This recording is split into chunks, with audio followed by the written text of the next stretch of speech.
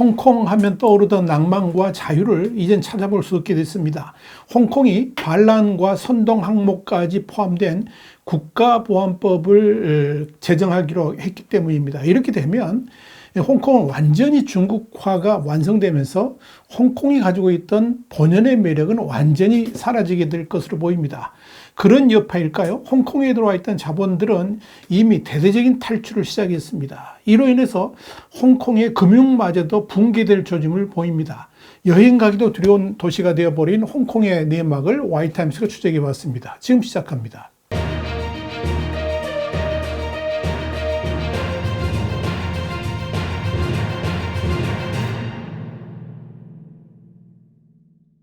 블룸버그는 현지 시간으로 30일 홍콩이 국가기밀에 대해서 중국식 정의를 그대로 따르며 동시에 외국의 간섭을 배제하기 위한 국가보안법을 제정하기로 했다 그러면서 특히 이 법은 반역, 선동, 국가 안보를 위협하는 디지털 행위 등의 범죄도 포함되어 있어가지고 이 반대파를 탄압하는 데 사용되어 온 베이징의 조치와 공존하게 될 것이다. 이렇게 보도했습니다.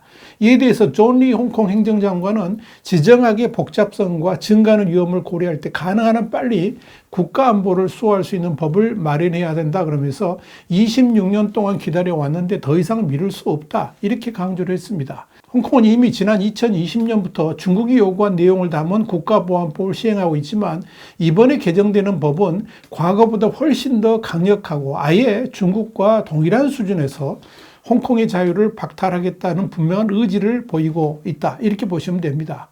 문제는 홍콩의 중국화가 기존의 홍콩이 가지고 있던 글로벌 금융 특화 도시로서의 명성과 지위를 모두 상실하는 계기가 되고 있다는 점입니다.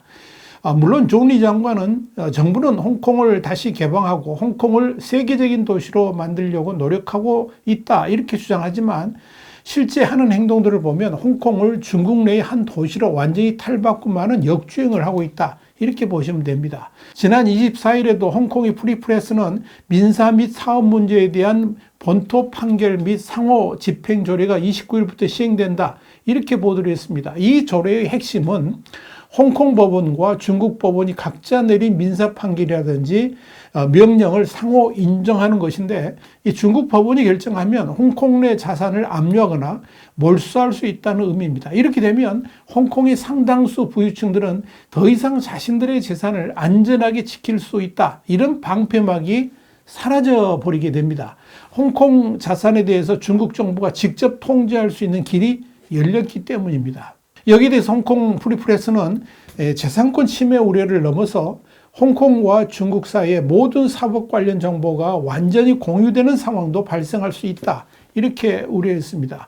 지난 2019년 대규모 반정 시위도 홍콩 범죄인을 중국 본토로 직접 송환할 수 있는 소위 송환법 도입이 시도되는 과정에서 발발한 바 있었는데 그때는 홍콩 당국이 결국 송환법 도입을 철회했지만 이후에 반중국 성향의 홍콩 인사를 대대적으로 탄압을 했고 급기야 이 반중 활동에 무기징역을 가할 수 있는 국가보안법을 2020년 도입하면서 홍콩의 자유는 완전히 사라졌다 이렇게 보시면 됩니다. 이 와중에 양국의 사법체계까지 통합을 추진한다면 사실상 홍콩의 일국 양제 그러니까 일국가 이체제는 완전히 무의미해지고 홍콩은 중국의 일개 성시 정도로 추락하는 결과를 맞게 됩니다. 중국은 1997년 홍콩 반환 당시에 향후 50년간 일국 양제를 보장하겠다라고 약속했지만 이를 완전히 무시하는 우를 범하고 있는 겁니다. 그런 홍콩의 중국화 영향은 이미 본격적으로 나타나고 있습니다. 주요 기업들을 포함해서 홍콩의 자산들은 이미 탈출을 시작했습니다. 주요 기업이 속속 홍콩을 떠나는 흐름도 뚜렷합니다. 지난해 홍콩 증시에서는 55개 기업이 상장을 폐지했습니다. 기업 공개 IPO는 2019년과 비교해 봤을 때 10% 수준으로 급감을 했습니다. 중국 본토에서도 홍콩보다는 싱가포르를 훨씬 더 매력적으로 보고 있습니다. 2022년 중국인의 싱가포르 부동산 구입은 3년 전보다 50% 이상 증가를 했습니다. 같은 기간에 중국인의 싱가포르 이민 문의 또한 83%나 늘었습니다.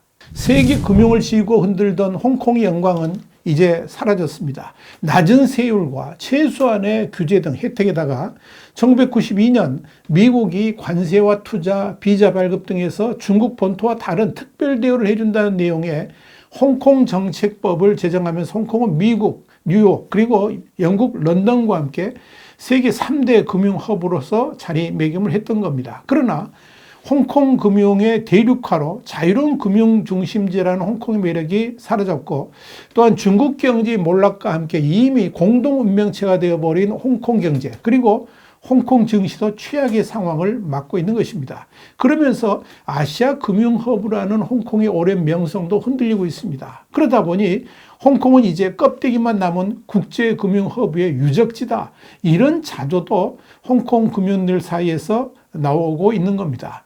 홍콩 증시를 대표하는 지수 중 하나인 H지수, 홍콩 항생 중국 기업 지수라고 그러죠. H지수는 올 들어서 20% 가까이 떨어졌습니다.